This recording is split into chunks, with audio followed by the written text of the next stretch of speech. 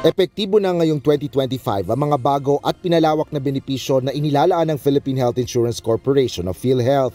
Kabilang dito ang benefit packages sa mga sakit o medical assistance para sa mga miyembro nito sa ilalim ng Universal Healthcare Act. Nangangahulugan nito na mas malaki na ang sasagutin ng PhilHealth sa babayarang hospital bill ng isang pasyente na miyembro nito. Paliwanag ni PhilHealth spokesperson Dr. Israel Francis Pargas, sa ngayon ay halos wala nang dapat bayaran pa ang mga pasyente sa mga government hospital. Sakop nito maging ang mga outpatient cases o yung mga pasyente na hindi na kinakailangan pang makonfine sa ospital. Yung kabuuan ng paggamutan sa pagkakasakit ng ating pasyente, gusto natin na merong pong benepisyo na nakukuha ang mga pasyente. And we want every member of PhilHealth to have an access sa mga benepisyong ito kasi yun naman ang ating mandato. Pero bakit before, sir, hindi siya kasama?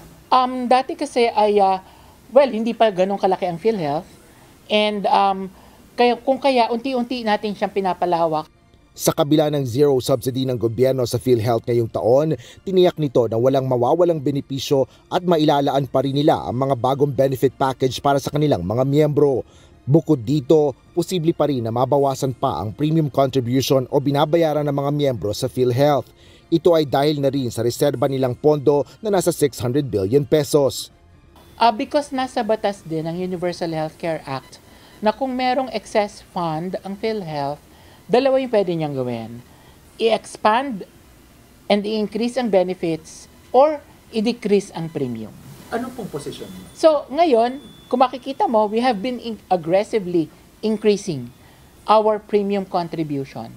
But we are still looking into a possibility. Pinag-aaralan kung pwede rin nating maibaba pa yung premium. So, pwede nating gawin yung dalawa, pero syempre, pinag-aaralan. With the increase and the expansion of our benefits, titingnan din natin kung kakayanin na maibaba yung premium contribution. Sa ngayon ay may panukala na rin sa Kongreso kaugnay sa pagbabawas sa kontribusyon ng mga miyembro ng PhilHealth. Ngunit kung matatapos agad ngayong taon ang pag-aaral ng state insurer sa bawas kontribusyon, plano nilang irekomenda ito sa board upang agad maaprubahan at maipatupad. Asher Cadapan Jr., UNTV News and Rescue. Diyos ang aming sandigan, serbisyo publiko ang aming pinahahalagahan.